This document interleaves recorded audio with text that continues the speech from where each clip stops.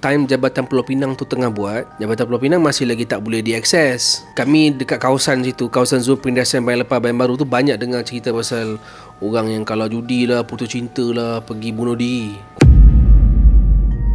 Dulu dekat tingkat bawah ada piring hitam. Staff aku cakap sebelum balik diorang akan off piring hitam tu. Pagi diorang datang buka, piring hitam tu main muzik. Atas bumbung ni, rumah ni, every night pukul 12 malam dia akan mengilai lah.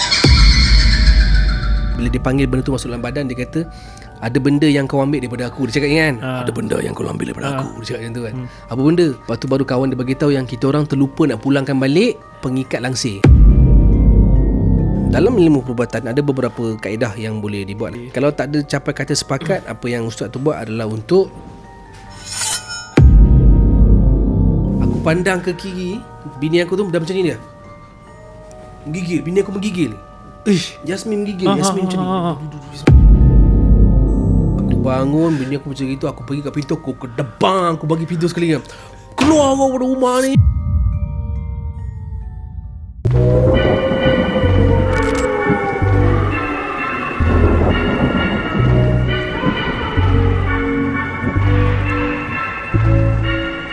Hai, Assalamualaikum. Kembali lagi ke dalam Seram Setempat, cerita seram di lokasi anda. Hari ni aku bersama seorang guest yang sangat special. Aku rasa satu Malaya kenal dia. Korang mesti kenal lah. So once aku tunjuk je muka dia, korang akan kenal. Dia ni sebenarnya best friend aku daripada aku college dulu. And sekarang dia dah menjadi seorang yang berjaya, seorang artis, seorang entrepreneur, penyanyi, pelakon, semua benda lah dia buat. Okay, kita memperkenalkan Daniel Zaini. Assalamualaikum warahmatullahi wabarakatuh. Oi, belum start lagi dah seram dia. Ada. Tempat ni ada. Oi, tempat ni ada. Jangan main-main. Kita postpone dulu podcast ni. Awal sangat. Tak boleh. Gimmick ujung-ujung sikit. Assalamualaikum. Hai, Syaf. Okay. Dan apa nama podcast kau ni? Seram Setempat. Seram Setempat. Yes, sebab dia seram setempat ya. Kalau saya bagi tempat tu dia tak seram dah. Saya duduk sini dia seram Syaf. Okay. Happy lah tengok Syaf ada podcast sekarang. Alhamdulillah. Kita cuba. Tak sangka lah Syaf kau dah buat podcast. Mungkin lepas ni kau akan bertanding pilihan raya kan. Alamak, jauh sangat tu. Aku tak buat podcast politik. Ni podcast seram apa. Kamu boleh buat nanti. Boleh buat. Nanti dia doakan. Tapi ramai yang tak tahu, Syaf ni saya dah kenal daripada zaman saya college lagi. Betul. Kita kuliah 2000 berapa Syaf kita? 2010 sampai 14. 2011 kan. 2011 kita orang belajar sama-sama dekat sebuah universiti yang dah tak ada dah pun. Universiti tu misteri, banyak artis kat situ. Betul? Okay. Ini fakta universiti tu melahirkan ramai orang yang terkenal. Betul. Antaranya siapa ya? Aku, Syamil, Bella Stella, Yusof Baharin, Rizal. Tapi universiti tu pun dah tak ada. Pelik dan aneh. Dia di Kuala Lumpur lah. Itu pun seram tu. Macam mana boleh hilang? Aku ada kisah seram. Time kita college dulu. Aku ada kisah seram. Ada. Benda ni kau pun tak tahu ni. Okay. Benda ni kau pun tak tahu kisah seram tu. Tapi itulah sebab orang kata apa, persahabatan saya dengan Syaf ni dia panjang. Kan panjang. Dia Syaf ni dah more to family lah, family members lah kan. Sebab lepas habis college pun kita still ni masih lagi. Orang cakap relationship tu masih lagi lah. Sebab time aku masuk Lawak Solo kau ada, aku masuk Mahajarat Mega 2017 pun kau yang jadi aku punya manager PA. Betul. Sempat jadi manager dia. Ulang alik daripada KL, Penang, pergi buat show dalam satu hari. Naik Viva yang duduk lain kanan 60 je. Lori menyumpah tekan kat belakang. Itu dah maksimum lah tu. Maksimum dah tekan habis lah. Kira macam-macam lah kan. Aku terkajang tergolek makan semua kat rumah mak dia dulu. Mak dia macam mak angkat saya lah, macam tu lah. Alhamdulillah seronok tengok Syaf dah ada podcast. Okay, so itulah podcast hari ni. Kita jumpa di episod yang belum start lagi. Belum lagi. Okay. Kita baru dah start tu. Sebab Daniel dia lagi pandai hosting daripada aku. Aku pun duduk segan kat sebenarnya ni. Tak nak segan. Walaupun member tapi bila dapat kamera aku jadi macam alamak kan. Banyak benda aku nak belajar daripada hang sebenarnya. Okey, apa ni yang aku punya ni dah ada episod yang keberapa? Ini episod 12. Kalau episod 12 yang sebelum ni, episod mana yang paling seram yang pernah hang interview siapa? Yang paling seram hang kenal budak tu. Siapa? Francis. Oh, Francis rapper. Yes. Dia cerita pasal apa? Dia macam-macam lah. Dia dekat Penang, dia dekat rumah dia.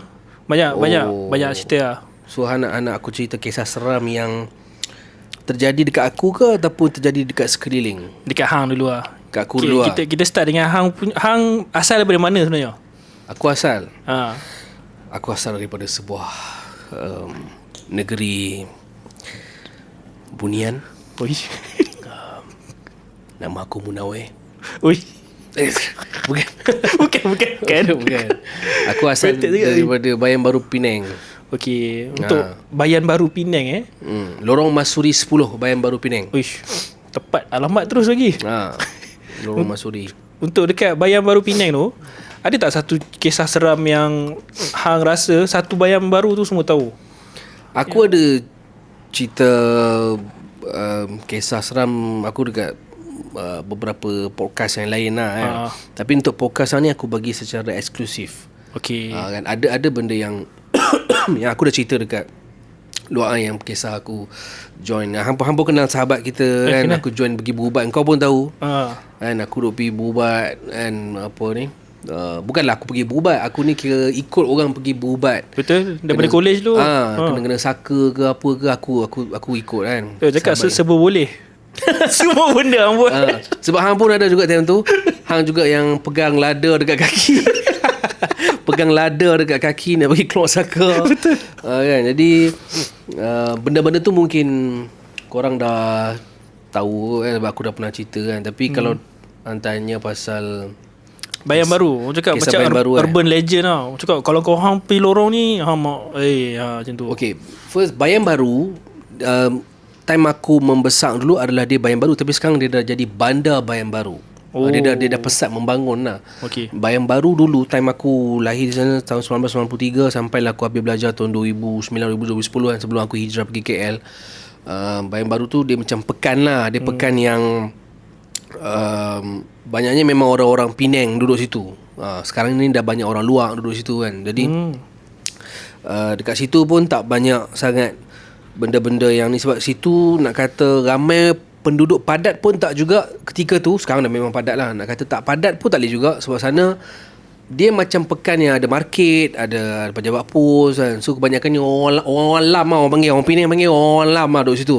Orang Bayan Baru ni kan, sebelum ada nasi kandak ayam bawang, sebelum Din Maju ni semua ada kan. Jadi dulu di Bayan Baru, dulu kalau legend Kasim Mustafa. Apa tu? Nasi kandak Kasim Mustafa. Kalau hang tahu tu, nasi kandak Kasim Mustafa tu dulu kira legend lah dekat Penang. Sebelum ada Din Maju lah, Din Muntiara lah, segala Din lah kan. Kan. Lepas tu dekat Penang dulu, kalau kami nak berhiburan kan, selalunya tiap-tiap tahun di Penang ada Pesta Penang Sungai Nibong. Betul. Kan, so dia selalunya hujung tahun, bulan 12 sampai hujung bulan 12 ataupun New Year lah. Kan. Kisah seram dia ni bermula ketika bulan 12. Yang ni hang yang lalui benda tu? Aku yang lalui. Kisah seram ni. Kisah seram ni time tu aku rasa aku sekolah rendah. Aku sekolah rendah di Sekolah Kebangsaan Bayan Baru. Tak jauh lah pada rumah. Daripada rumah aku, Lorong Masih 10 tu, Bayan Baru tu aku boleh jalan kaki dalam 15 minit boleh sampai. Dekat je. Kan. So aku pergi balik sekolah, mak aku bayar pakcik van soya. Pakcik van soya, dia pagi dia akan hantar soya. Lepas dia hantar budak sekolah, dia akan hantar soya. Lepas tu dia pergi berniaga soya dia dekat Masjid Bayan Baru tu, dia akan hantar kita orang balik. Banyak job pakcik tu banyak job. Dia banyak job. Sebelum ada Grab, pakcik tu dah cipta Grab. Kan. So tiap-tiap pagi aku akan tunggu dekat macam satu TMB punya pencawang kan. So pakcik tu dia macam pit stop lah dekat area rumah aku. So dia akan ambil aku tiap-tiap pagi pergi sekolah. Waktu balik sekolah duduk kat tepi tu akan balik sekolah kan, sekolah pagi kan. Apa nama? Dulu sekolah pagi ke sekolah petang aku tak ingat lah. Sekolah rendah dulu sekolah pagi, sekolah petang Pagi. sekolah Biasa pagi kan? pagi. Sekolah pagi kan. Lepas tu ada satu hari selalunya aku akan pergi dengan kakak aku lah. Tapi satu hari tu aku pergi seorang, beratur seorang lah. Dan pagi tu aku pergi seorang. Kira selalunya memang ada budak-budak lain yang akan duduk kat pencawang tu.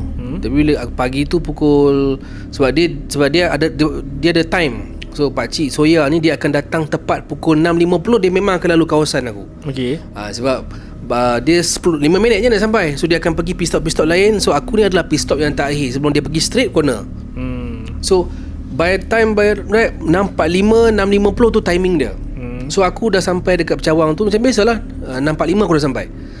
So aku pun tunggu lah. Aku datang seorang, aku tengok kiri kanan tak ada orang, tak ada budak. Aku pun tunggu lah. Aku tunggu 6.50 pun tak sampai-sampai. Aku cakap takkan dia dah gerak awal kan. Takkan hang terlepas kan. Takkan hang termiss kan. Takkan aku terlepas kan. Aku dah macam cuak kan. Macam 6.50 pukul 7 pun tak sampai. Okey. So kalau aku balik rumah memang aku kena tiaw kan. Cari mak aku cakap itulah bangun lambat lagi apa semua. So aku ambil keputusan untuk aku jalan kaki pergi sekolah. Okey. So aku jalan kaki lah pergi sekolah. Daripada Pencawang tu aku jalan kaki pergi sekolah. Lalu tepi flat dekat Bayan Baru tu, yang ada orang panggil Pasar Malam Khamis lah kan.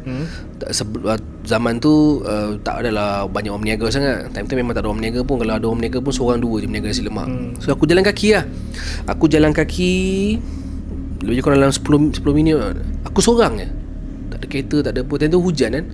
So aku jalan kaki, tak adalah lebat sangat. Aku jalan kaki. Seram dia sampai. Asal? Aku jalan kaki, aku daripada Pencawang tu tak jauh pun nak pergi ke sekolah. Ibarat macam belok kiri, straight dalam 5 minit, masuk kanan sekolah. Okey. Aku jalan kaki, straight 5 minit, belok kanan patutnya sekolah. Belok kanan sekolah. Aku straight, pengawas dah tunggu kat depan. Aku kena berdiri siap kat perhimpunan tu. Betapa seramnya aku bila cikgu disiplin tu datang. Dia cakap dekat aku, "Kenapa datang lambat? Duduk dekat perhimpunan." Ui. Setengah jam aku duduk perhimpunan. Begitulah kisah seramnya. Tapi betul tu lagi seram daripada benda-benda mistik. Tak seram ke Syam? Seram lah. Dia seram personal. Tak seram? Tak seram ke? Tak, aku dengar daripada awal panjang dia punya setup Sebab Bayan Baru tak ada kisah seram. Bayan Baru tak ada kisah seram. Orang Penang semua baik-baik. Tak, hang punya setup tu daripada hang perkenal kan, apa tu, yang tukang bawa van tu lah, bawa Soya. Terus kantor dia buat 2 job memang Bayan Baru memang tak ada kisah seram. Sebab dia pandai sama macam guest sebelum ni duduk Danau Kota. Dia pun tak tahu nak cerita apa Danau Kota lah. Dia uptown je apa nak. Tapi mistik di Penang tu kebanyakannya betul. daripada I invest my time. dah bagi spesifik Bayan Baru. Okay. So aku cakap Bayan Baru kisah seram apa? Ini kisah seram dia. Aku belok je, pengawas dah standby. Seram siap time tu. Duduk perhimpunan sampai pukul 7.30. Okay. Gila. Memang kena lah. Okay, dekat Penang lah kata. Kalau dengar orang Penang mesti tahu je tempat ni. Mesti seram orang cakap yang datang. Budak-budak paranormal yang suka pergi. Kalau KL macam Bukit Tungku, Highland Tower. Kalau kat Penang mana? Penang ada beberapa lokasi lah. Aku tak nak sebutkan lokasi, tapi dia tepi pantai lah. Kan? Dan ini daripada kisah rakyat di Penang lah kan. Dan antara circle aku pun time tu pun ada related dengan benda ni lah. Tapi aku tak sendiri mengalami tu tak. Tapi dia nak kata seram pun tak seram sangat. Tapi dia lebih kepada thriller lah kan. Pasal Jabatan Pulau Pinang. Okay. Jabatan Pulau Pinang ni well known, semua tahu. Jabatan Pulau Pinang ni biasanya time Jabatan Pulau Pinang kedua Jabatan Pulau Pinang kedua dibuat tu tahun berapa tak silap, 2010 2012 dia start buat kan. 12 baru lagi baru lagi lah. So time Jabatan Pulau Pinang tu tengah buat, even lepas berapa tahun Jabatan Pulau Pinang kedua tu siap, Jabatan Pulau Pinang masih lagi tak boleh diakses. Okay. Kan. Tapi kami dekat kawasan situ, kawasan zon perindustrian Bayan Lepas, Bayan Baru tu banyak dengar cerita pasal orang yang kalau judi lah, putus cinta lah, pergi bunuh diri. Oh, dekat Jambatan Pulau Pinang. 2 tu? Dekat Jambatan kedua lah, Jambatan Okay. kedua Pulau Pinang. So one of aku punya circle lah, aku tak nak cerita lah dekat mana aku punya circle ada masalah hutang. So dia dah pergi parking motor dia bawa motor. Sebab nak masuk Jambatan Pulau Pinang tu dia orang letak kon. So dia boleh je potong kon tu pergi ke tengah. Sebab memang akses nak masuk ke Jambatan Pulau Pinang memang tak boleh. Tapi kalau naik motor lepas. Okay. So bila dia lalu tengah malam memang tak ada orang. Pekerja Bangladesh semua tak ada kan kat situ kan. So dia pergi tengah-tengah laut dan dia terjun. So bila awal-awal buka Jambatan Pulau Pinang tu dibuka, banyaklah yang dengar kisah macam walaupun Jambatan Pulau Pinang kedua tu dah buka, tapi ramai yang tak berani nak lalu. Nak lalu sebab dia kata macam seram lah apa kan. Okay, rumours tu dah tersebar lah sebelum dia buka tu. Pasal ada orang kes bunuh diri apa semua. Dan ada juga orang cerita pernah naik pergi lalu sebab Jambatan Pulau Pinang ni tak macam jambatan yang pertama. Jambatan pertama dia straight. Betul. Jambatan Pulau Pinang ni dia lebih melingkar, naik Panjang. turun panjang. So ambil masa dalam 15 minit kalau naik kereta, kalau naik motor mungkin dalam 17 18 minit, 20 minit macam tu lah. Betul. Nak lepas sampai ke Bayan Baru, sama juga nak lepas sampai ke Batu Kawan. Kat zon perindustrian kan. Sekarang dah jadi kawasan Kelang lah. Sebab time awal-awal Jambatan Pulau Pinang tu dibuka, zon perindustrian dekat Batu Kawan tak ada lagi. So banyaknya semua kawasan hutan. Oh, seram lah. Kira masuk Penang Kosong. tu hutan lagi. Hutan lagi time tu lah. Sekarang dah ada eco Yelah, glades. kilang apa benda semua kan tu. Sekarang dah ada eco glades, kawasan Kelang semua dah ada dah. Zaman Jambatan Pulau Pinang kedua tu baru dibuka, kosong. Situ memang laluan highway saja. Terus tembus hutan. Terus tembus, bukan tembus hutan dah, terus tembus highway. Okay. So kiri kanan memang tak ada apa. So by the time time tu orang takut nak lalu. Satu sebab dia orang takut ada jenayah ke apa, orang baling paku lah apa kan. Satu lagi dia orang ada kisah pasal naik kereta tapi dia orang nampak ada orang tengah tunggu dekat tepi jambatan, dekat laluan motor ada orang berdiri. Ada orang banyak kali perasan orang pakai baju hitam, kasut hitam semua tunggu kat tepi. Ada orang tahan, bila berhenti tengok pusing belakang tak ada orang. Okay. So untuk aku personally benda tu tak pernah jadi. Tapi ada antara yang circle aku jadi. Ada pernah jadi lah sesuatu kat situ. Lah. Dan selain daripada Jambatan Pulau Pinang, balik pulau. Okay. Kalau orang Penang tahu lah, balik pulau ni tempat kita pergi rempit-rempit lah orang kata kan. Tempat rempit. Itu memang nice track lah, macam MotoGP lah Sepang lah. Tapi ada kisah seram situ. Ada kisah seram. Kawan-kawan aku pun ada yang banyak meninggal lah dekat Batu Kawan. Balik pulau ni dia punya track dia memang curam babe. Okey. Bahaya kamera lah. Dia lebih kurang lah. Dia lebih kurang lah. Cuma Batu Kawan Balik Kawan. Balik pulau ni tak adalah dia memang macam Cameron sangat kan. Sebab balik pulau sekarang dah ada laluan baru dah. Balik pulau dulu laluan dia memang macam gini laluan. So memang jadi pot-pot kita naik motor macam aku kan. Dengan Fikri kawan kita kan. Memang naik motor memang kona-kona punya lah. So banyak kes juga jadi kat situ. Okay. Hang boleh share kan tak nanti? Sebelum kita berehat nanti. Share apa tu? Lepas kita berehat ni, yang cerita personal yang hang cakap pasal dekat tepi pantai tu, dekat jabatan tu, dengan yang dekat jalan raya tu, kalau ada personal. Aku ada cerita baru selepas aku berhijrah daripada Penang ke KL. Sebab cerita mesti tu banyaknya di sini, KL lah, di KL. Okay. Tapi kita berehat dulu Daniel. Macam menarik cerita lepas ni. Memang cerita pengawas tadi tu memang menarik. Aku tak itu dah ultimate tu. Itu dah memang seram lah. Patut hang letak tu last sekali. Aduh. Yang paling seram last sekali. Ada lagi. Lepas pengawas tu datang, cikgu disiplin ada. Alamak. Kita sambung selepas ini. Ya, sambung lepas ni. Rehat sekejap, serang sempat. Hai, kembali lagi dekat dalam Seram Setempat, cerita seram di lokasi anda. Masih lagi bersama Daniel. Tapi sebelum dia start dia punya cerita seram, korang perasan tak depan ni? Dengan cerita Daniel sekarang dia jual kemenyan. Apa kemenyan kau? Seram, kita seram kan. Bukan kemenyan, ini orang panggil reed diffuser. Reed diffuser apa? Pewangi rumah. Pewangi rumah aku ni aku buat dah dekat umur 5 bulan 6 bulan lah. Okay. Alhamdulillah. Ni pewangi rumah pertama dalam Malaysia yang craftsmanship. Kita buat handmade lah. Aku guna pati minyak wangi 100%. Lepas tu aku ada 2 varian, Amara dengan Yasmin. Okay. So yang ni memang R&D khas untuk rumah orang Malaysia. Sebab kebanyakan pewangi rumah concentration dia rendah kan. So letak dekat ruang tamu, dapur tak bau dah. Yang ni boleh cover rumah 2 tingkat. Dia kira dia sesuai dengan cuaca Malaysia. Betul. Khatulistiwa kan. Sesuai dengan cuaca rumah orang Malaysia yang suka masak apa semua kan. So bau dia lebih sustain lah. Okay. Dan bauan dia tak ada dekat tempat lain. Dan yang paling penting yang ini harga sangat-sangat affordable. Kalau biasa quality macam ni sebab dia siap dengan red diffuser. Red diffuser batang lidi tu dengan apa? Kayu fiber. Biasanya dia orang pakai fiber plastik kan. Penutup dia pun kayu orang pakai. Oh lah, semua ni kayu. Sebab dia punya bau akan lebih 360. So bau dia akan lebih naik lah. Patut wangi dia. Tadi aku dah macam yang itu yang kau pegang tu bauan dia floral, jasmine, manis grapefruit yang tu. Okey. Ni arums. Yang tu arum Yasmin, satu lagi arums Amara. Wangi. So kalau nak beli boleh dapatkan dekat TikTok shop Daniel Zaini. Boleh. Kita boleh letak link nanti. Baik. Even dah boleh letak beg kuning dah pun sekarang ni kat YouTube. Boleh? Cantik, ngam. Nanti kita masukkan. Okay Daniel. Baik. Enough with the kemenyan. Kemenyan red diffuser. Red diffuser. Okay. Yeah. Apa cerita seram ni? Hang kata dekat Penang tak ada sangat. Dekat KL ni. Kenapa? KL ni sangat-sangat berhantu ke? KL ni memang KL ni keras boy. aku kenal skrip tu. KL ni keras boy. KL tempat orang-orang mencari rezeki. Aku juga berhijrah ke sini untuk mencari rezeki. Okey. Dan kisah aku bermula di sini.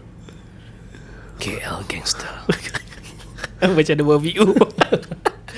Okay, kisah ni sebab aku punya kisah seram tu tak banyak. Banyaknya aku dah cerita kat podcast. Betul. So yang ni cerita ni aku rasa kau pun tahu. Kau ada dalam scene tu. Scene ni lah. Kau ada dalam sini kan. Dan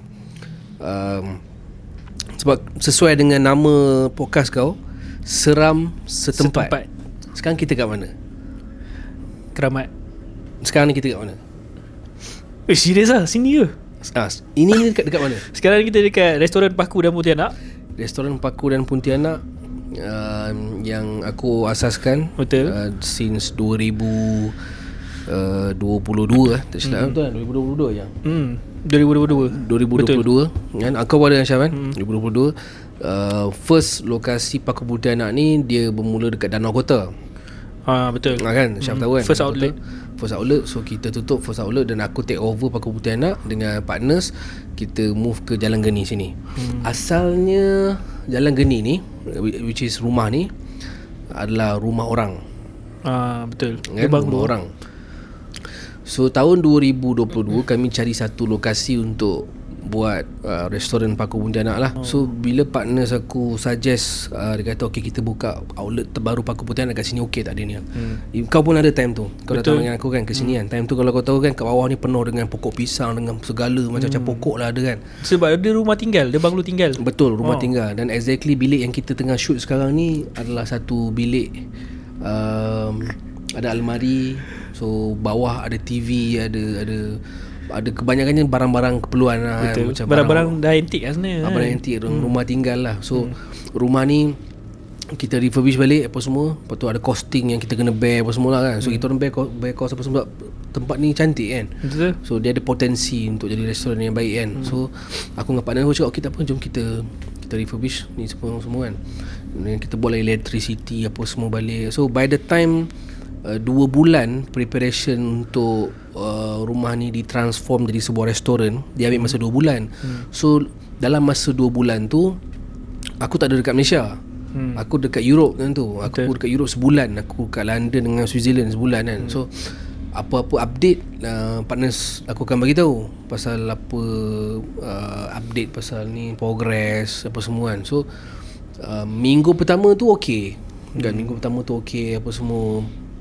Bila masuk minggu kedua lepas kan kita kan 2 tingkat ni, yang kita tengah shooting sekarang ni kat tingkat kedua.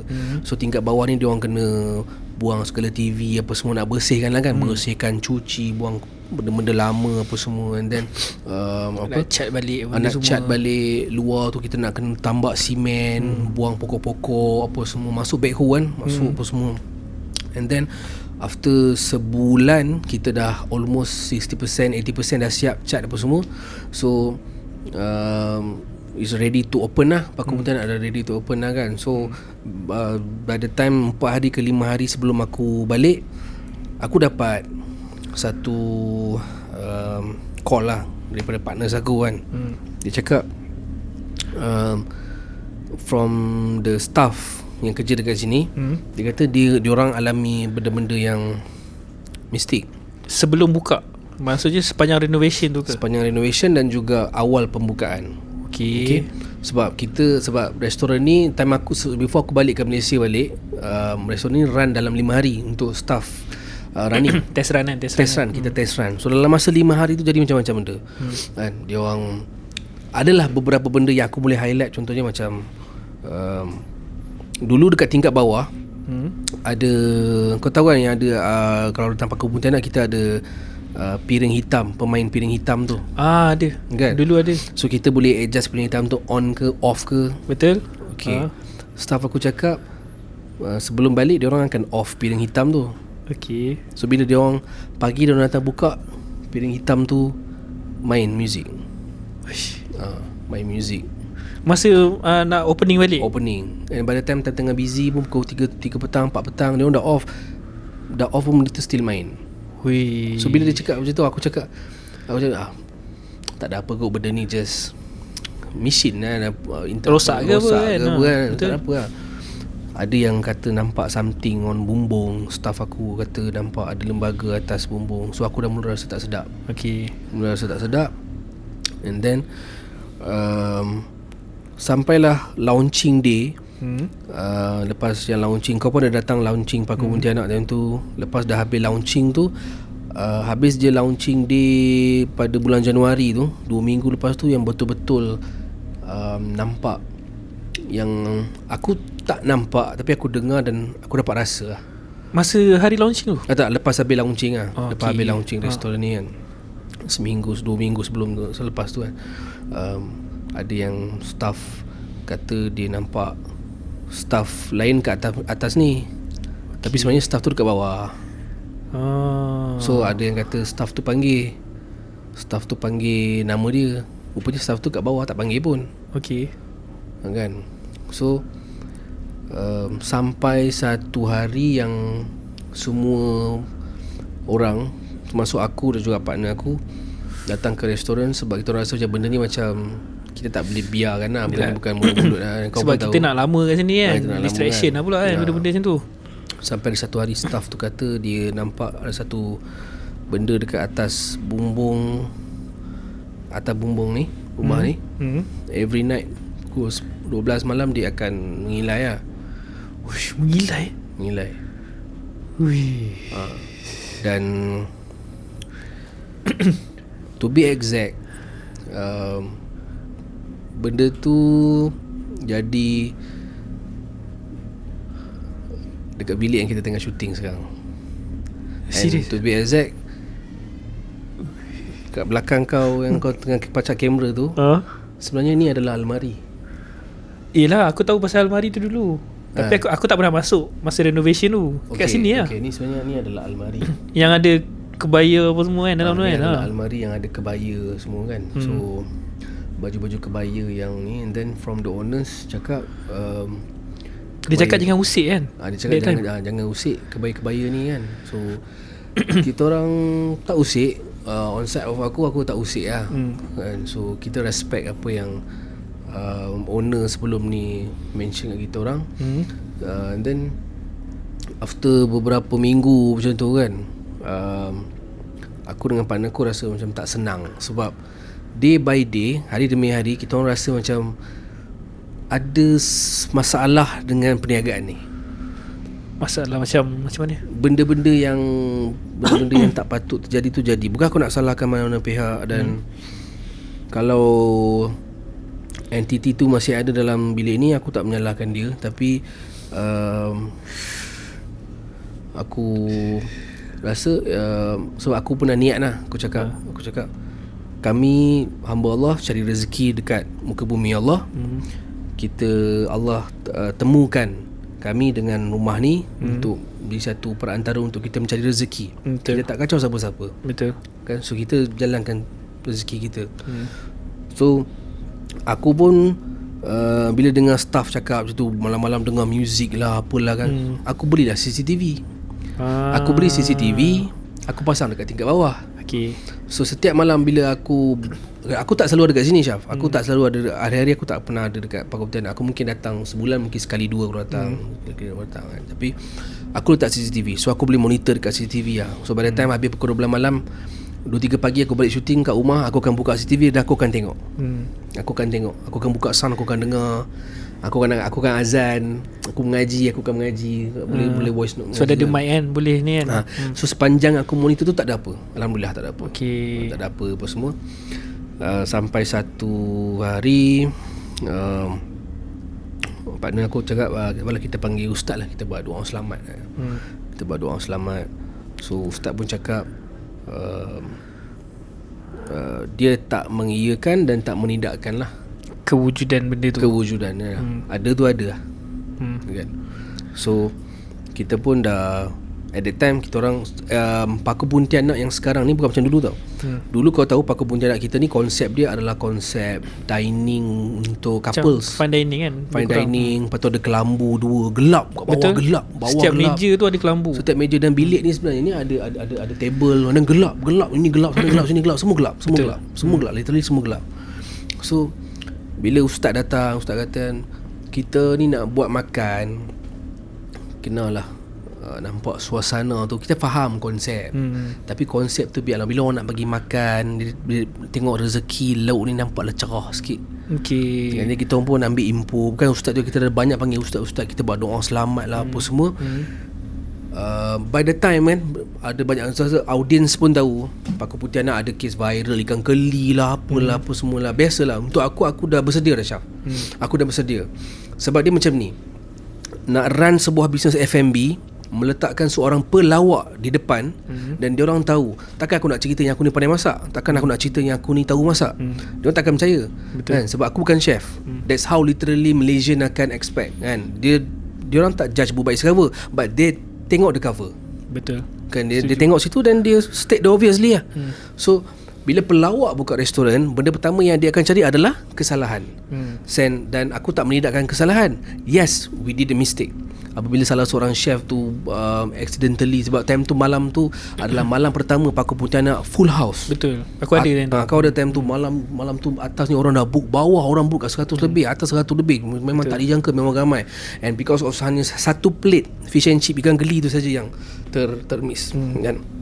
And then kita pun dah pecat. After kejadian tu, literally cakap memang Paku Pontianak tak ada sale. Pernah satu bulan tu berapa ringgit je. Betul. Kosong, literally kosong. Lepas literally kosong. But on other point of view orang, baik lah, buat lagi ikan geli kau, bawa lagi ikan geli, baik. Betul. That's how people judge. Because dia nampak benda yang side of dia punya view. Aku bagi ikan geli kepada muka, tapi dia tak nampak on the side of kita, kan. Dan on side of aku rasa yes, kami bersalah. Dan kita pun dah clear things dengan customer tu. Bagi kami, jalan yang terbaik adalah kita kena minta maaf, kita bagi pampasan. Betul. Kami pun dah offer, and kita nak go further lah. And then kita dah lama dah terminate that chef. Kita dah tukar menu tu apa semua kan. And then after 6 bulan, 8 bulan, 9 bulan lepas tu, after setahun barulah dia tak adalah nampak macam sekarang. Dia time tu okay, stabil apa semua. Dan aku percaya kepada satu benda. Apabila kita nak buka kedai makan ni kan, benda pertama orang nak makan adalah makan. Kan? Viral tu nombor 2. Betul. Orang nak datang makan. Aku tak nak orang datang makan sebab ni kedai artis. Okay. Aku nak orang datang makan sebab produk makanan dia sedap. Kan? Dalam masa yang sama, aku nak orang datang makan kat sini, walaupun orang selalu tanya, kenapa Paku dah Pontianak? Kenapa Paku dah Pontianak? Kenapa nama tu kan? Tak ada Pontianak pun, tak ada Pontianak. Memanglah tak ada Pontianak. Sebab Paku dan Pontianak tu, nama dia adalah signature ataupun metafora kepada wanita cantik yang dapat. Sebab tu dulu siapa yang datang wanita akan dapat bunga ros. Pontianak yang dah dipaku. Dapat bunga ros kan. So kita maintainkanlah nama tu. So dalam masa tu juga, aku dengan partner aku rasa macam kita kena do something lah kan. Sebab ada benda yang bukan nak kata rezeki tersekat ke apa ke, tak ada kan. Ada benda yang unsettled. Okay.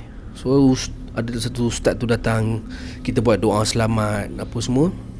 Lepas kita dah buat doa selamat,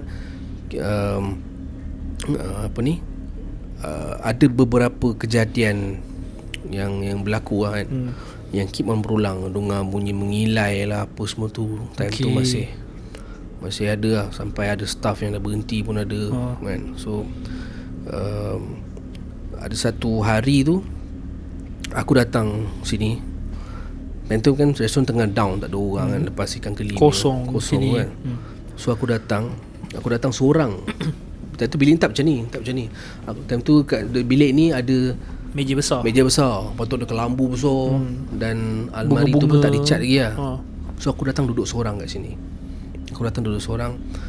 So aku cakap, andai kita ada tersilap, aku bercakap dengan benda tu lah. Okay. Kan, sebab dia macam ni, Syaf. Apa sahaja yang ada di muka bumi ni adalah hak milik Allah. Betul kan, zahir dan batin. Yang kita nampak, yang kita tak nampak kan. Tak kisahlah buka hijab ke tak buka hijab ke, apa sahaja.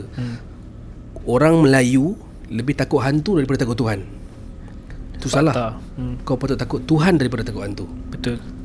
Sebab Al-Quran dah tulis lah kan. Allah ciptakan manusia itu lebih bijak daripada yang lain kan. So sepatutnya kita lebih takut daripada kita takut dengan Allah daripada takut dengan hantu. Betul. So dia pun makhluk juga. So apa sahaja seisi dunia zahir dan batinnya adalah milik Allah Subhanahu Wa Taala. So aku takut dengan Allah. Aku takut dengan Allah, dan semua apa yang seisi dunia ni bukan kita mempunyai. Jadi bila malam tu aku duduk kat sini, dah aku macam cakap dengan diri aku sendiri. Aku cakap dengan apa saja yang dalam ruang ni kan. Aku cakap, aku cari rezeki kat sini. Aku tak nak rezeki ku disekat. Aku cari rezeki yang halal. Aku meniaga bagi orang makan. Kalau ada salah dan silap, aku minta maaf. Lepas tu aku duduk lama, kita ikhlaskan. Tu aku kan. Waktu after week tu ustaz tu datang kan.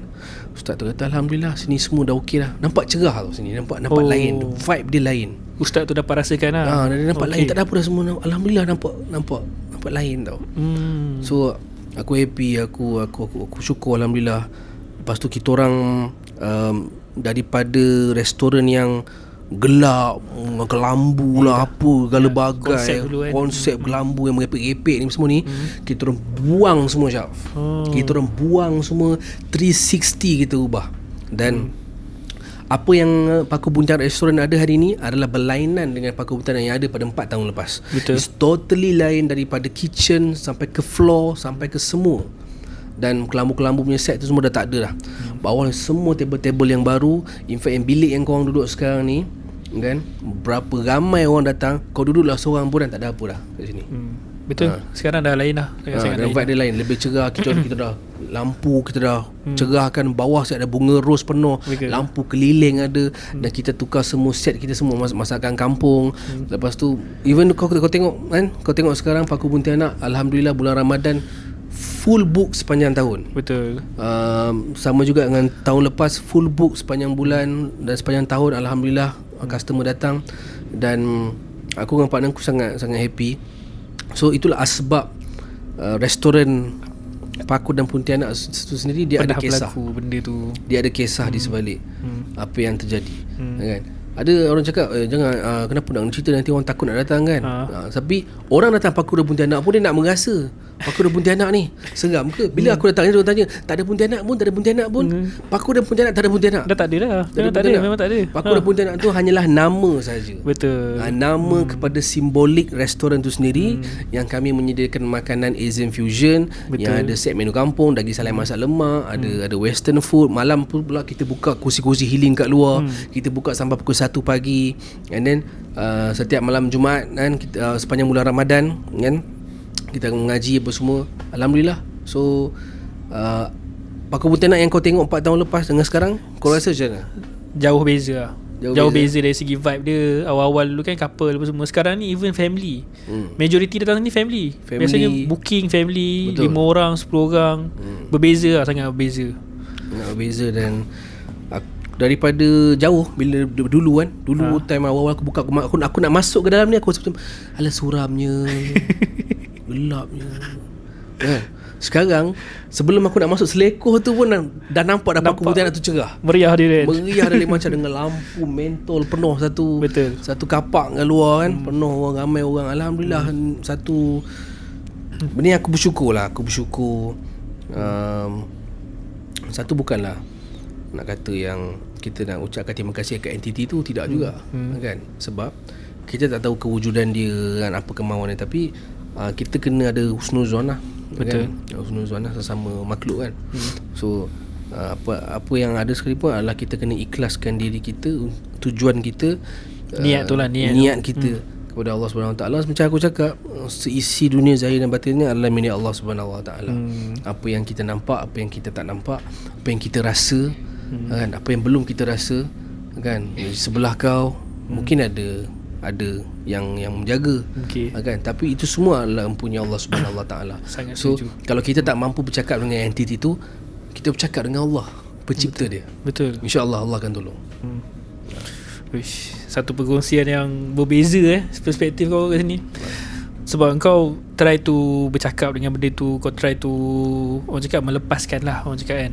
Dan Alhamdulillah semuanya dah terjaga. Sekarang ni pun Paku Mutiara vibe dia dah lain, sangat berbeza. Sebab aku biasa ikut orang pergi berubat. Kau pun tahu, kau pernah ikut pergi berubat kan.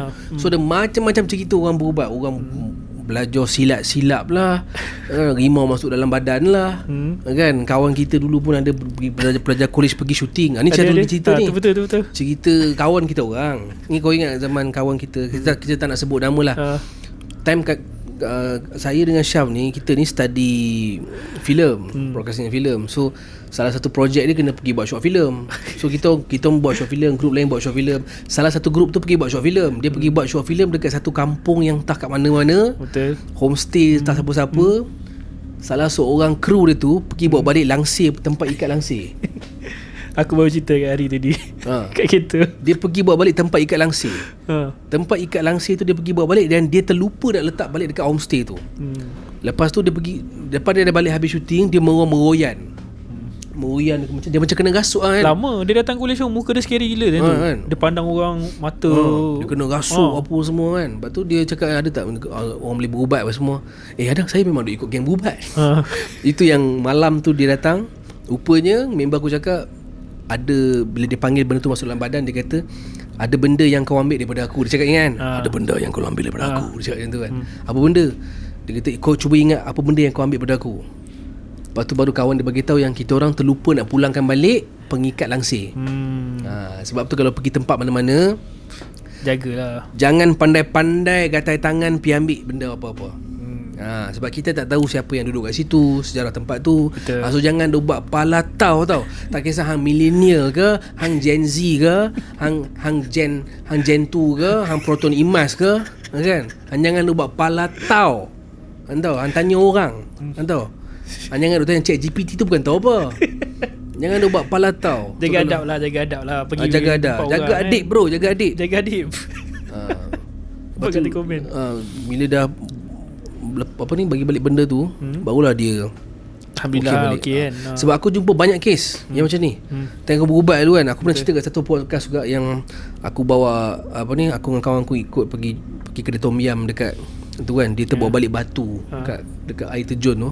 Rupanya batu tu punya kau kena bagi balik sebab kita tak tahu siapa punya tu kan. Tapi yang kita tahu adalah dia hak milik Allah Subhanahu Wa Taala.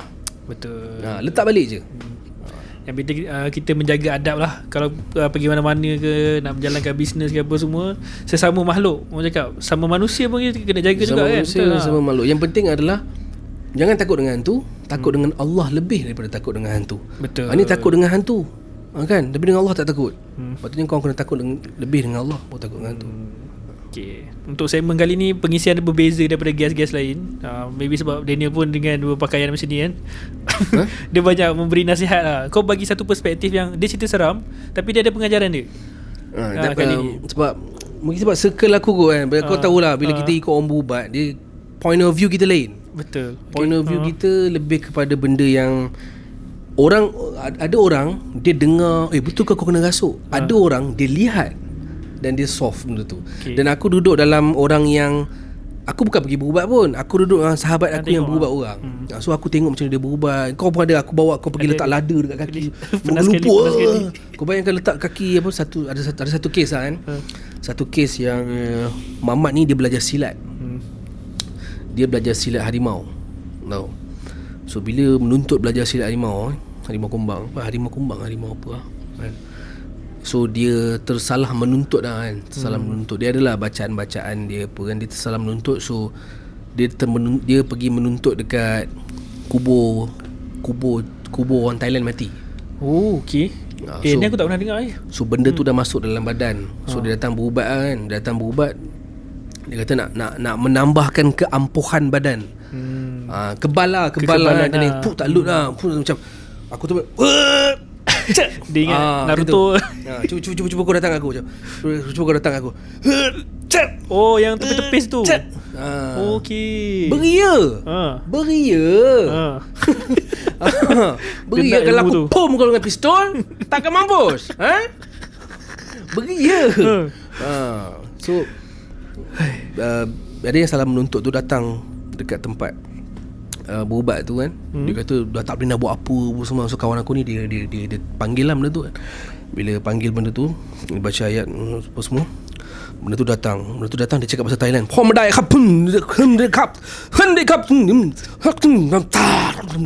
Oh dia tarik lah. Dia kata apa sebab semua kan. Rupanya dia time tu aku cakap dia simpan dia simpan taring rimau. Taring rimau taring. So dia simpan taring tu. So bila benda tu dah masuk dalam badan dia, orang tu kata apa, orang tu kata nak patah balik. Saya pergi serahkan balik lah. Saya pergi letak balik. Dia kata tak mau letak balik. Dia dalam badan tu dia macam, bila pengamal perubatan tahu ada saka dalam badan, dia akan panggil untuk kita jadi perantara dalam badan. So maksud dia badan si mangsa tu akan digunakan sebagai perantara untuk bercakap dengan saka yang berada dalam badan. So dia perantara adalah orang panggil, macam mana bahasa mudah dia, kita panggil negotiation. Okey, nego lah kita nego untuk keluar daripada badan, untuk kau lepaskan tubuh ni, bukan milik kau kan. Apa yang kau nak sekarang ni kan. Dia kata, time tu dia cakap dia tak nak, dia nak badan ni. Dia tak nak badan ni. Jadi kau tak mau keluar, dia cakap macam tu. Member aku ni yang berubat ni, ustaz ni, kau tak mau keluar, aku tak nak keluar. Dia cakap bahasa Thailand lah. Aku tak nak keluar. Macam syak tu. Lengcah sudah menerima, wangnya sudah mampus. Ini KL punya, ini badan punya. Woi, Lengcai king ah. Betul. So lepas tu dalam ilmu perubatan ada beberapa kaedah yang boleh dibuat lah. Salah satunya adalah kalau tak ada negotiate tu tak dapat dia macam ni lah, macam kita negotiate Selat Hormuz lah. Kalau tak ada capai kata sepakat, perang lah, contoh macam tu lah kan. So kalau tak ada capai kata sepakat, apa yang ustaz tu buat adalah untuk pernah dengar. So dia akan kiokkan lah. Dia akan kiokkan lah. So dia ambil lah belakang keris, dia akan kiokkan pada badan mangsa yang jadi perantara kepada itu, dia kiokkan.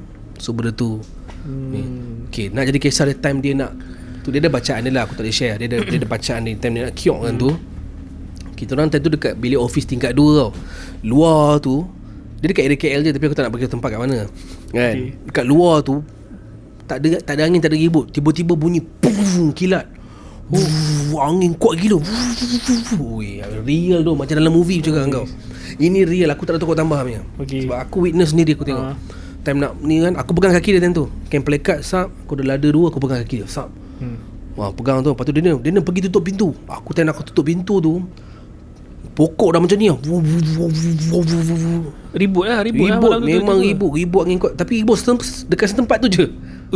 Tempat tu je ribut. Tak nak bagi tu, sekali dia tarap, dia pun lepas tu lap air muka dia kan. Lepas tu baru dia okey. Dia pun tak sedar apa yang dia ni. Sebab tu bila orang yang dirasuki, dia tak sedar apa yang dia buat. Dia tak sedar pun yang dia boleh. Sebab tu orang yang kena rasuk ni, dia tak pandai bercakap bahasa Thailand, tapi tiba-tiba dia bercakap bahasa tiba-tiba Thailand boleh kan. Maksudnya benda lain lah kan. Maksudnya benda lain lah perantara. Okey. Perantara benda tu lah. Contohnya macam saka, ataupun satu entiti yang masuk dalam badan, ataupun saka keturunan, kan. Saka keturunan ni dia ada banyak, maksud dia diturunkan daripada datuk moyang nenek, ke atuk ke nenek.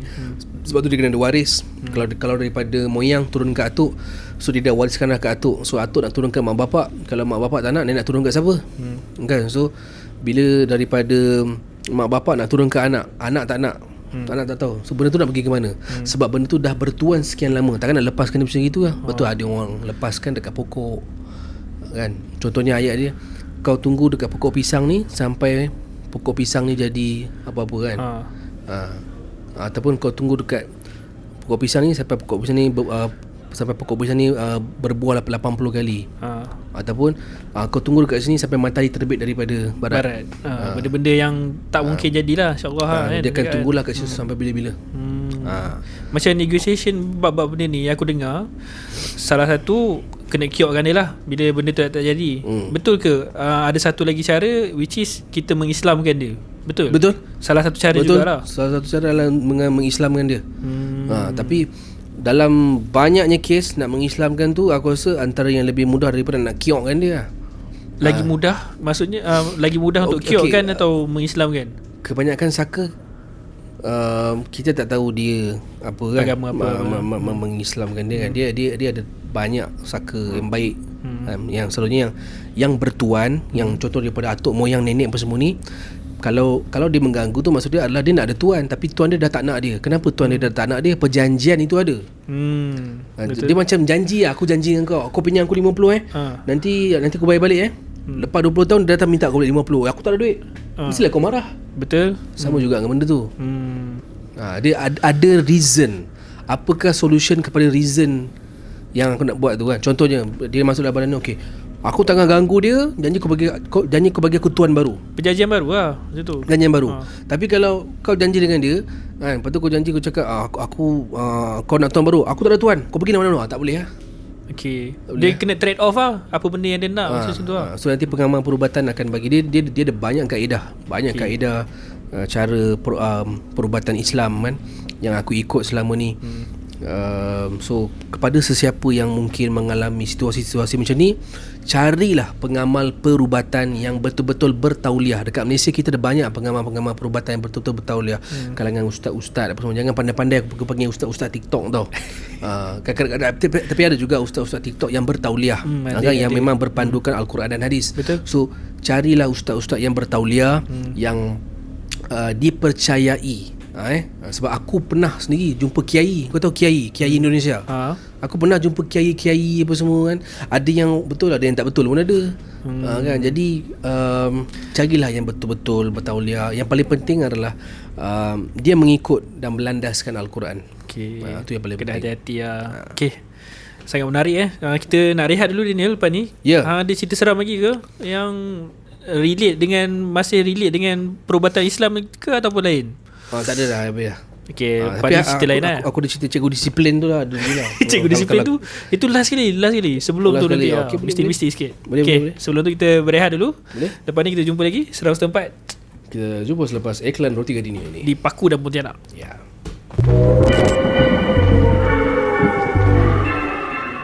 Okey, kembali lagi kita bersiaran di Paku dan Pontianak, restoran makanan kampung pilihan anda. Betul?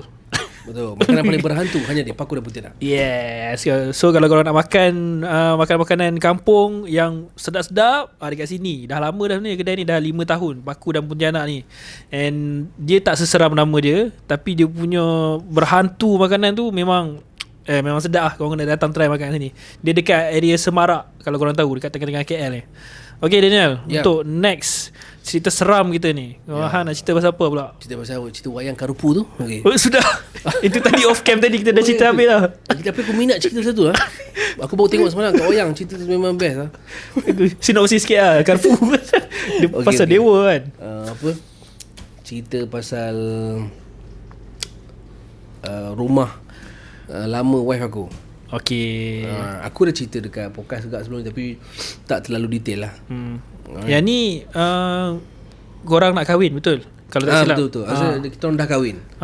Kita orang dah kahwin macam tahun pertama dia. Tahun pertama baru berapa bulan kan? Berapa bulan lah kahwin. Kita orang balik ke Kuantan kejap, settlekan perkara apa kan. So kita orang tidur dekat rumah. Sebab wife aku, ayah dia ada 2 rumah. Satu rumah dia dekat lain dia beli tanah, dia buat rumah. Satu lagi rumah tempat dia membesar tu dekat tengah town Kuantan lah, Pahang. So rumah tu rumah yang dia orang duduk dulu. Lepas tu dia orang dah tak duduk lah, lepas dia orang dah pindah rumah kan. So rumah tu ditinggalkan lah. Lama lah kosong rumah tu. Tinggalkan lama lah. So aku pernah lah datang beberapa kali kan. Just datang tapi tak tidur lah kan. Sebab rumah tu semua dah ada barang-barang apa semua kan. Lepas tu pernah dia ada 2 kejadian, sebelum kahwin dengan selepas kahwin. So sebelum kahwin, time tu aku datang nak menguruskan hal ehwal dewan kahwin apa semua kan. So aku nak duduk hotel. So wife aku cakap, tak payah duduk hotel kan Bazi, duduk je rumah lama dia orang kan. Nanti dia bagi kunci. So aku pergilah rumah dia, pergi ambil kunci. So aku ambil kunci tu, dia bagi alamat Waze tu. Aku pun pergilah ke rumah lama tu kan. Dia kata okay, nanti buka pintu mangga apa semua kan. So aku pun parking kereta aku kat luar. Sebab dia rumah teres. Rumah yang ada orang, rumah teres. Depan rumah tu ada pokok rambutan. Pokok rambutan yang merimbun besar kan. Kira masa hang nak pergi tidur rumah tu, macam bapak mertua hang tak ada beritahu ke rumah tu ada apa-apa ke? Tak ada beritahu. Sebab memang tak ada isu sangat pun. Oh, memang tak pernah tahu pun rumah tu ada isu. Cuma tahu rumah tu dah tinggal lama lah. Tinggal lama dan ada kisah dia. Okay. So aku pun dapat kunci tu, aku pergilah duduk situ lah. Sebab esok tu aku nak kena bangun awal. Sebab aku pergi seorang. So esok tu aku nak kena pergi jumpa orang dewan lah, nak kena test food testing lah apa semua. So aku ambil kunci. Wife aku tak kahwin ni, dia pergi balik rumah dia. So aku duduk dalam rumah lama dia orang seorang-seorang. So aku masuk, aku pakai time tu aku sampai malam pukul 11, pukul 12 aku sampai. Aku masuk, aku ambil gambar. Aku cakap okay, saya dah masuk dah kan. Okay, dia kata okay, tak apa, buka je lampu tu, jangan tutup. Aku dah rasa pelik lah. Kenapa nak kena buka lampu luar, tak boleh tutup lampu jiran semua tutup, pasal lampu dia kena buka. Dia tak apa, dia kata buka je. Dia kata okay, aku pun buka je. Aku pun dia kata mandi dekat toilet bawah. Sebab dia rumah 2 tingkat. So dia punya tangga tu macam tangga kampung lah, tangga rumah orang kampung kan. So dia kata mandi kat toilet bawah, cuba cek pilih air ada tak. Aku pun buka pilih air, okay, air ada. So bila aku masuk dalam rumah tu, dia banyak semut lah. Rumah lama tinggal kan. So aku just sari je lah tidur kan. Just aku nak mandi, tidur. So pagi just tak singgah lah orang cakap kan. Singgah je nak tempat nak tidur je kan. Bermalam. So aku pun letak barang aku kat tingkat. Dia kata duduk kat tingkat atas master bedroom, tempat master bedroom rumah tu lah. So aku pun naik tingkat atas, buka lampu, letak barang. Aku pun pergi ke bilik bawah, pakai tuala mandi. So aku mandi tak ada apa sangat. Mandi semua naik atas. Aku semayang isyak semua. So aku pun nak tidur lah. Aku mesej dia, aku cakap okay lah, nak tidur apa semua kan. Dia cakap okay, tak apa, tidur good night. Okay, tidur. Pukul, aku tengah main phone kan, pukul 12 tak, aku terlena. Tiba-tiba pukul 1, aku tidur kejap lah. Pukul 1.30 aku terjaga. Aku terjaga sebab aku dengar bunyi anjing menyalak dekat luar. Okay. Bunyi anjing tu, aku cakap apa benda anjing menyalak ni kan. Tengah-tengah malam pula kan. Tengah malam kat kawasan perumahan orang ni. Aku pun pergilah kat tingkap. Tentu kan tingkap jenis buka. Tentu ada tingkap, tekan tak semua keluar kan. Aku pun tengok apa yang anjing menyalak. Anjing tu menyalak dekat bumbung rumah. Aku cakap lepas tu aku cakap aku pun balik. Dia pun lagi aku pun anjing cakap dengan anjing. Bahasa anjing. Lepas tu dia macam aku cakap, aku ketuk lah pintu tu kuat sikit kan. Boom. Bagi dia terkejut lah. Bagi anjing nak pula. Lepas tu aku pun malah layan. Lepas pukul 1.45 tu barulah anjing tu diam. Lepas tu aku cakap benda kan. Lepas tu aku pun tidur lah balik. Belum sempat aku nak lelap mata, dekat pintu bilik kan, aku tutup kan pintu bilik tu, aku dengar bunyi macam ni. Bunyi macam ni. Sini situ. Cakar-cakar macam tu. Bunyi macam ni. Dekat pintu bilik. Bunyi macam orang sengaja cakar macam.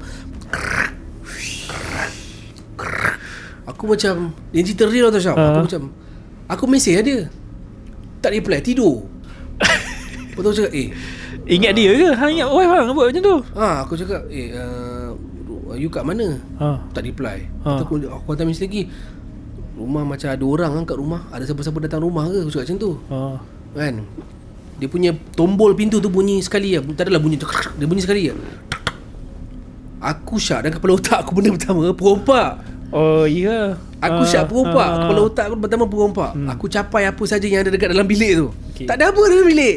Bilik kosong kan. So rak kabinet tu adalah satu tempat lapik. Tempat lapik baju tu aku ambil je. Tempat lapik tu aku standby. Okey. Aku buka, aku dah telefon wife aku letak kat tepi. Aku buka pintu, aku buka tak ada orang. Aku turun bawah. Aku cakap tak ada orang. Aku pergi sebab tingkat atas tu bilik yang aku tidur, sebelah tu pun ada bilik kosong, tak ada lampu, satu lagi bilik kecil. Lepas tu kat sini ada toilet tingkat atas. Tu ada laluan kecil je. Lepas tu tangga ke bawah. So aku pun turun ke bawah, aku tengok keluar tak ada siapa.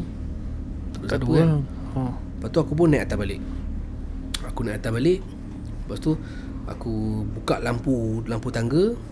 Aku tengok wife aku message.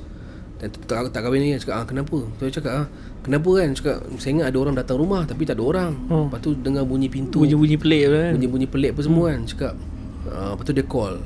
Dia kata ada rasa apa-apa tak? Aku rasa macam badan aku panas. Aku rasa macam ada something. Dia kau boleh rasa bila ada orang tengah tengok kau. Contoh macam aku pandang sini, aku tahu yang kau tengah tengok sekarang. Dia boleh bayang kita dapat rasa heat tu. Aku rasa macam ada orang pandang aku. So aku pun tutup pintu, aku buka semua lampu. Aku berduduk kejap. Aku cakap tak boleh macam ini kan. Lepas tu nak jadikan cerita, aku dah malas nak layan. Wife aku cakap tak apalah, phone jangan tutup, biar je on. So aku just save sikit lah. Aku letak kat tepi, aku pun tidur sampai ke pagi.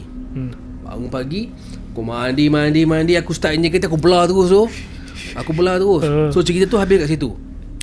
Yelah, tak tenang kot kan. Habis kat situ. Lepas tu masa hari perkahwinan, family belah aku datang ke Pahang kan, nak sambut nak ada kenduri kan. So family belah aku duduk kat rumah tu kan. So aku rasa macam okey lah duduk situ daripada sewa tempat lain, baik duduk rumah tu jimat sikit kan. So duduk situ. So yang datang mak aku, kakak aku. So kakak aku ni dia bawa kucing hitam. Dia bawa kucing rumah kan. Memang ada bela lah. Memang ada bela kucing lah. Bawa kucing bapak aku, semua datang duduk situ. So bila datang duduk situ, time ni tak silap aku majlis tunang bukan majlis kahwin lah. Majlis tunang aku pernah duduk rumah tu. Majlis tunang kan. Aku ada lah time tu. Majlis tunang lah. Majlis tunang kan, tak silap aku majlis tunang. So semua family aku ada dekat situ lah. Lepas tu bila semua ada dekat situ, aku je tidur dekat hotel. So diorang semua tidur kat situ, wife aku tidur dekat rumah dia lah. So rumah tu yang ada kat situ, kakak aku, mak aku, bapak aku. Kau pun dekat situ dengan aku punya PA, driver aku ada situ. So driver aku cakap, bang, mak abang, ayah abang semua saya dah hantar bang. Saya tidur kat bawah kan. Cakap okey, semua okey ke? Cakap okey. Aku dalam hati aku rasa janganlah kau buat hal siap mak aku di situ. Kan? So malam tu tak jadi benda lah. Aku ingat tak ada benda sebab dia orang tak cerita. So aku ingat macam tak ada benda okey lah kan. Dah settle majlis, lepas tu dah balik, baru buka cerita macam-macam hal jadi kat rumah tu malam tu. Dia orang sampai je rumah tu, dia orang mandi nak tidur apa semua. Kucing kakak aku bawa tu tambat dekat belakang dapur tu. Mengiau daripada malam sampai ke pagi. Miau. Tak berhenti miau. Lepas tu bilik atas, tempat bilik yang aku tidur tu mak aku tidur. Lepas tu bilik sebelah tu kakak aku, lepas tu hujung tu bapak aku. Lepas tu PA aku kat bawah. Lepas tu dia orang kata ada bunyi apa tu dekat langsir dekat bawah kan. Macam-macam cerita lah dengar. Macam-macam cerita dengar. Dah kali kedua. Kali kedua jadi. So aku cakap dengan wife aku kan, time tu dah tunang, dah kahwin. Aku cakap dengan dia, ada something lah kat rumah ni. Cakap time tu wife aku tak nak reveal lagi lah. Dia cakap tak ada apa, rumah ni pun dah tidak nak jual lah rumah ni sebab tak lama orang duduk. Lagi pun kat belakang tu ada sungai tu dalam biawak lalu, buaya pun lalu sebelah belakang tu kan. Mana tahu bunyi-bunyi tu kucing mengiau ke apa kan. Cakap tak apa. Lepas tu mak aku dia time tu dia cerita, dia kata time tu dia dapat rasa macam ada lembaga dekat dapur belakang nampak. Dia kata nampak macam tu Masa malam tidur tu. Masa malam nak tidur tu lah. Lepas tu yang kucing tu mengiau kan. Lepas tu balik dia orang tu majlis pun dah habis apa semua. Lepas beberapa minggu lah kan. Itu kali kedua. Lepas beberapa minggu masuk kali yang ketiga, Yang aku dah kahwin dengan wife aku. Kita nak datang lagi sekali. Time tu ada majlis apa aku tak ingat kan. So kita nak datang sehari je. So dia cakap tak apa, tak tidur hotel lah, tidur rumah tu lah kan. Lagipun rumah tu dah nak jual lah kan. Ambil lah, buat syarat tidur sekali kan. Lepas tu buat syarat lah, tidur sekali kat rumah tu. Lepas tu aku dengan wife aku, time tu kita orang dah kahwin dekat sebulan lah, 3 bulan 2 bulan lah. Kita bermalam kat situ. Aku dengan wife aku je. So wife aku masuk kereta apa semua. Aku sempat tengok pokok rambutan. Aku petik sebiji 2 buah rambutan makan kan. Kita orang sampai siang tu. So malam tu nak tidur. Untuk aku okey. Malam tu kita orang nak tidur. Lampu semua dah padam semua. Kita orang tidur. Aku tidur. Pukul 4 pagi aku rasa katil aku bergegar. Macam tu. Aku pandang ke kiri. Bini aku tu dah macam ni dia. Menggigil. Bini aku menggigil. Yasmin menggigil. Yasmin macam ni. Yasmin macam tu. Aku cakap, kenapa? Saya sedia di sini. Saya sedia di sini. Dia cakap macam tu. Cakap, kenapa? Saya tak boleh. Dia kata macam dia tak boleh duduk sini. Dia cakap macam tu. Kita jom kita pergi keluar. Hotel.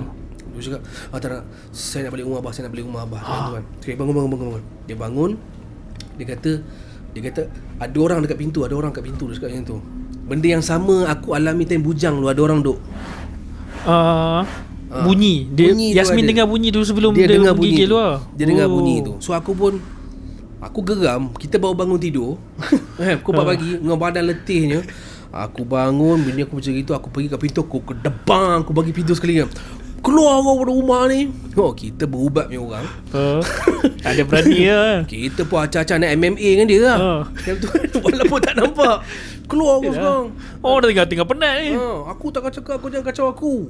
Bini aku dah menggigil lah. Bini aku dah pakai baju, packing baju apa semua kan. Dia kata jom gerak. Aku pun pakai dengan jubah aku tu. Masuk kereta, start enjin kereta, pak kunci pintu. Malam tu pukul 4-5 pagi lah. Lagi sejam dulu dah dekat subuh. Keluar, kunci pintu sliding door tu. Time nak kunci pintu sliding door tu, aku yang kuncikan sliding door tu. Aku rasa macam benda tu ada kat depan mata aku, di sebalik sliding door tu. Okey. Aku tenung dia lama saja. Bini aku kat belakang kan. Aku tenung dia lama. Aku pandang dia macam pandangan yang geram, rasa nak tumbuk lah macam. Rasa macam tu lah. Aku tak tahu, aku tak sedar. Aku tak sedar time tu. Bini aku cerita, aku duduk kat situ hampir 5 minit. Aku macam ni. Mengadap benda tu. Aku mengadap tu 5 minit. Aku tak sedar benda Tapi tu. tak ada apa pun depan. Tak ada apa. Bini aku cakap, yang. Lepas tu bini aku mengucap aku, asyhadu an la ilaha illallah kan. Lepas tu dia tarik aku masuk dalam kereta. Lepas tu aku ludah dekat. Aku cakap, "Pui, jangan kacau aku lah. Aku tak kacau kau, jangan kacau aku." Lepas tu time tu aku bawa kereta besar aku rasa macam kan kereta aku kan van kan, tu kan. Kat belakang tu kan kosong. Aku rasa macam dia kat belakang. Aku rasa macam dia dekat belakang. Aku cakap aku masih marah, macam perasaan tu masih marah. Aku cakap aku cakap jom balik rumah abah. So daripada rumah bapak mentua aku yang baru tu dalam 15 minit 20 minit daripada situ kan. So aku tak balik ke situ. Aku berhenti kat masjid surau mana entah. Aku keluar daripada kereta. Aku buka pintu belakang tu pun. Aku cakap Aku tak tahu, aku tak sedar. Tapi aku cerita aku buka pintu belakang tu. Aku cakap, keluar kau daripada sini. Keluar kau daripada sini. Aku cakap, kau jangan kacau aku dengan bini aku. Aku tak kacau kau, jangan kacau aku. Keluar kau daripada sini. Lepas tu aku rasa macam aku dapat rasa macam benda tu keluar. Untuk keluar, aku tutup pintu. Aku dengan bini aku pergi kedai mamak, pergi minum 5 suam kan. Minum 5 suam, duduk je 2 orang. Minum masa 5 minit. Dekat dah bunyi azan subuh, baru sampai rumah. Rumah, barulah bapak mentua aku cerita kan. Rumah tu dulu pernah lah ada beberapa kejadian, tapi taklah terlalu serius kan. Kejadian tu maksudnya masa dorang masih menetap rumah tu? Adalah beberapa masa duduk dulu benda memang panas lah. Benda panas kan. Tapi sampai ke sekarang aku tak tahu apa reason dia apa semua kan. Sebab masih tak tahu exact reason yang sebenarnya. Tak tahu apa exact reason apa semua. Sebab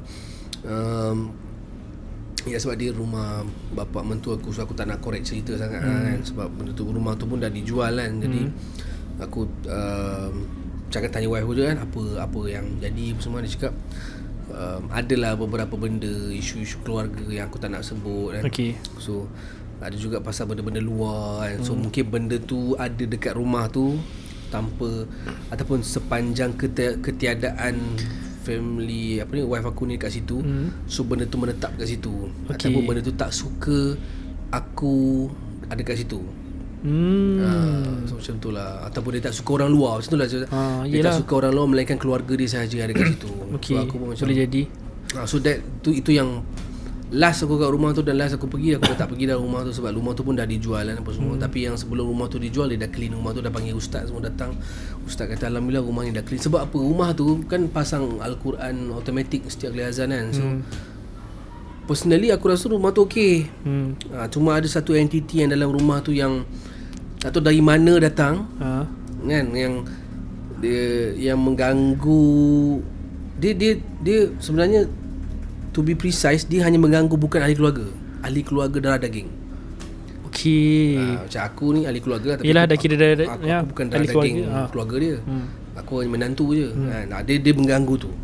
Tapi kalau wife aku ke adik dia pergi tidur, tak ada masalah. Tak ada apa pun. Kalau aku ke orang lain begitu, ada problem. Sebab bukan darah daging, mesti akan kena something. Tak tahu lah kenapa kan. Tapi before rumah tu dijual, okey, semua okey. Semua ustaz kata okey, alhamdulillah, rumah ni dah bersih apa semua kan. So alhamdulillah.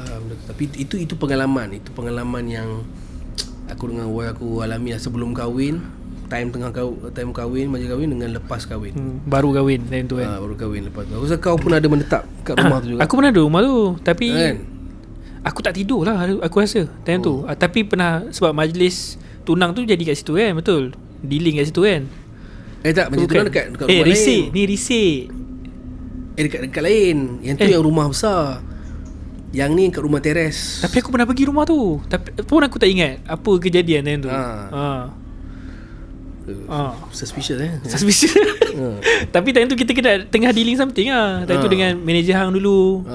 Pergi rumah tu apa semua. Betul, tapi memang pernah pergi rumah tu. Tapi aku tak tidur situ aku rasa. Sebab tak pernah kena apa-apa lah. Sebab awal aku pergi rumah tu pun aku rasa macam something lah. Something yang aku rasa macam tak selesa. Aku tak selesa duduk situ lama-lama. Aku rasa panas. Aku rasa panas. Macam tu lah. Aku rasa macam tu. Tapi bila kita dah biasa ikut orang berubat, kita tahu benda tu ada ke, benda tu tak ada ke, kita dapat rasa lah. Kan? Tapi kita boleh cakap je lah. Cakap, aku tak kacau kau, jangan kacau aku. Macam tu je lah. Kira kalau boleh, kita ni janganlah lebih takut daripada benda tu kan. Sebab masa kejadian tu pun aku tak rasa takut. Kan? Cuma aku marah sebab jangan ganggu lah. Hang penat. Aku penat. Kau kacau aku lagi. Dia bayangkan, kalau kita takut dengan benda macam itu, ketakutan itu akan memakan diri kita. Betul. Ketakutan itu akan mendominasi minda kau. Jadi apa yang akan jadi lepas tu? Sebab tu kalau mengalami kisah-kisah yang macam ni ke apa ke, ataupun korang berada ataupun nak ke situasi macam itu, benda yang paling utama adalah jangan takut. Percaya itu kena percaya. Sebab dalam Quran memang ada sebut memang pasal wujud, jin. memang wujud. Dalam Quran jin, syaitan. Dalam Quran tak cerita pasal hantu. Dalam Quran alien ke apa tak ada. Tak ada. Dalam Quran hanya cerita pasal jin dan juga syaitan. Itu sahaja. Dalam Quran tak cerita pasal hantu. Jangan takut. Jadi semua yang ada tu adalah makhluk Allah SWT. Betul. Sangat-sangat setuju. Okay, rasanya itu saja untuk cerita seram Daniel. Tapi sebelum tu aku nak tanya hang something lah. Baru-baru ni aku nampak hang aktif dekat Havoc Food Fest. Ya. Dia sebenarnya Havoc Food Fest ni, dia sebab dia setiap minggu Setiap minggu dia dah ada show. Dia macam dah macam vibe TV dulu. Betul. Setiap minggu dia ada show macam tu. Kenapa lah? Orang tahu Havoc Food Fest ni dia festival makan kan. Betul. Jadi tahun ni specialnya Havoc Food Festival, dia ada satu segmen, iaitu segmen Lawak Havoc Musica. So Lawak Havoc Musica ni macam mana kau tengok dekat program TV, kita orang buat lawak satu jam, sitcom lah, kan, sitcom. So aku, Fat Boceh dan juga Sarif Zero, 3 pemain utama dengan guest artis. Ada beberapa lokasi. Kita akan buat sketsa selama 1 jam live depan penonton dekat setiap lokasi seluruh Malaysia, kat semua lokasi-lokasi Havoc Food Fest. So kita orang akan ada setiap hujung minggu. So hari Jumaat tu mungkin ada malam mahabah, malam kita berzikir, kita ni apa semua. Hari Sabtu tu kita lawak Havoc Musica. Lepas tu hari Ahad kita ada program yang lain lah. So kita akan pusing satu Malaysia sepanjang tahun 2026 ni. Kita akan pergi Sabah, Sarawak, Perlis, Utara, Selatan. Ni upcoming kita akan ke Sabah, Sarawak. Lepas tu kita akan ke Selatan. So lawak Havoc Musica satu platform lah untuk aku sebagai pelawak, Fad, Sarip kan, untuk pelawak-pelawak untuk kita ada satu platform yang zaman sekarang mungkin orang kurang tengok TV. Betul kan? Ialah dunia tu dah berubah kan. So kita cuba bawa komedi yang dirindukan oleh orang ramai tu, kita bawa ke ground. Sebab aku percaya setiap benda apa yang kita nak buat tu dia akan mula from ground level. Daripada ground tu yang kita akan naik ke atas. So satu benda yang bagus lah kan. Sebab bila kita bawa lawak, lagipun lawak yang buat musikal ni benda yang korang tak tengok kat TV. So kita bawa konten-konten yang kisah-kisah teladan, cerita kampung yang tak boleh bawa ke TV kan. Yang pasal jual tanah, pasal mak daka, ada pengajaran dia juga ada lah, pengajaran dia. Tu yang bestnya. Sebab tengok view, sebab dia ada upload dekat YouTube juga apa semua kan. Aku tengok sambutan luar biasa sebenarnya. Alhamdulillah. Maksudnya orang merindui vibe yang macam setiap minggu tu ada show-show lawak macam ni, betul tak? Betul. Sebab bagi aku nak ada balik vibe macam zaman kita dekat Mahajalah Omega tu, mungkin zaman tu dah habis. Zaman Mahajalah Omega ke zaman Raja Lawak ke, zaman tu dah habis kan. So kalau orang tanya bila aku kadang-kadang aku ada baca juga kan, sebab apa dia orang rindukan Mahajalah Omega, rindukan Raja Lawak apa semua. Ramai je orang komen macam tu. Tapi orang cakap lawak dulu tak macam lawak sekarang kan. Pula lawak dulu macam ni, lawak sekarang ni. Jadi sebenarnya sama je. Bezanya adalah dulu kita ada kebebasan untuk kita berkarya, sekarang kita ada banyak limitasi yang kita tidak boleh. Jadi sebenarnya sama je lawak tu. Dia tak ada beza lawak ni kurang ke lawak tu lebih ke, sama je. Bagi aku komedi tu adalah benda yang objektif. Dia bukan subjektif. Komedi tu adalah benda yang subjektif, bukan objektif. Objektif tu nyanyian. Kalau kau tahu sumbang lah. Betul. Kalau tahu dia nyanyi off key tu off key lah. Tapi lawak tu dia subjektif. Lawak untuk dia, tak lawak untuk dia. Tak lawak untuk dia, lawak untuk dia. Betul. Jadi the preference tu masing-masing. So komedi dia takkan pernah mati mengikut zaman. Dia cuma ada peak time, moderate time, low time. Dia macam roda lah. Betul. Macam tu je lah. Sebab setakat ni sambutan tu ada lah, aku tengok. Alhamdulillah setakat ni sambutan tu ada. Dan peminat masih lagi nak tengok. Masih lagi nak tengok komedi lah. So sekarang ni macam kau banyak actively dekat Havoc. Lepas tu selain tu dekat social media masih aktif ke? Masih social media masih aktif. Nyanyian lagi. Nyanyian insyaAllah tahun ni aku nak keluarkan single baru. Tahun ni aku sudah 3 tahun tak keluarkan single tu baru lepas Hati kan. Siti Bilang Cuti, Ku Tak Rela, Hati. Aku rasa tahun ni insyaAllah nak keluarkan single baru. Lagu baru ni ballad? Masih ballad lagi? Tak tahu lagi, tapi kemungkinan bukan ballad lah. Dia ada vibe Siti Bilang Cuti sikit lah. So sama-sama juga uruskan Paku Pontianak dengan bisnes Arum. Ada beberapa produk lagi dengan uruskan. Lepas tu ada beberapa projek lagi lah, InsyaAllah. Filem ke? Drama? Filem insyaAllah. Filem tak boleh cerita lagi. Ada satu tapi tak boleh cerita lagi lah. Surprise lah. Okay, tu je Daniel. Thank you bersama dengan kita dalam Seram Setempat ni. So kalau korang nakkan lagi Daniel, korang tengoklah banyak-banyak supaya kita boleh bagi payment dekat dia. Terima kasih kepada Syaf. Semoga maju jaya sahabat saya ni dalam Seram Setempat. Jangan lupa untuk support setiap kali episod baru keluar kan. Terima kasih juga, jangan lupa untuk like, share, komen. Dan hang buat closing. Semoga selamat maju jaya untuk Syaf. Terima kasih. Kita jumpa lagi dekat next episode Seram Setempat setiap hari Sabtu dan Ahad. Jangan lupa subscribe. And ciao. Tagline. Cerita seram di lokasi anda. Zas.